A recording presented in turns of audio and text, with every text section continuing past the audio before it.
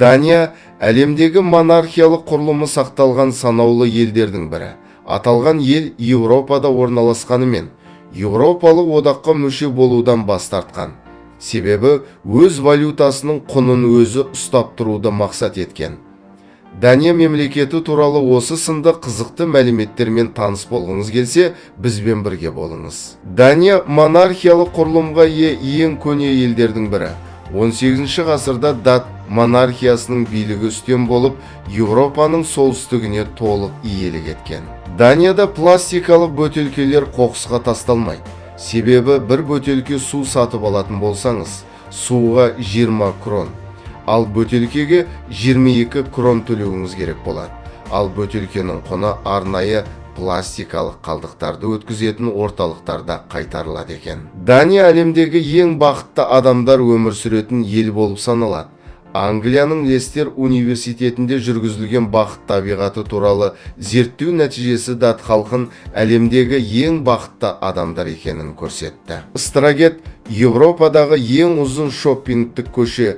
Копенгаген қаласындағы бұл көшеде сауда жасауға үйреніп қалған еуропалықтар Данияның еуро валютасын пайдалануға шақырады.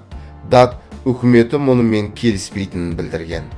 Дания Еуропалық одақтың құрамына кірмейді және өз валютасын қолданады. Дат кроны ең көне қағаз валюталардың бірі. Тивали Данияда орналасқан Еуропадағы ең үлкен ойын-сауық саябағы. Кезінде Уолт Дисней аталған саябаққа келіп, осыған ұқсас жоба жасауды ойластырған. Нәтижеде Париж, Франция бен Атланта, ақш қалаларында Диснейленд саябағын салдырған. Дания азаматы Әлі Кир Кристиансен балаларға арналған Лего ойынын құрастырған.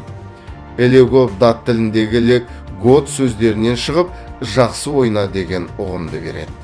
Копенгаген тұрғындары метро арқылы күніне 660 мың шақырым жүріп өтеді. Ал велосипедпен одан 2 есе жолды өткереді екен.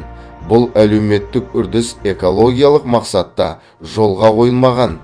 Екінші дүниежүзілік соғыстан кейін бензин тапшы болып, даниялықтар жаппай велосипед қолдануға көшеді.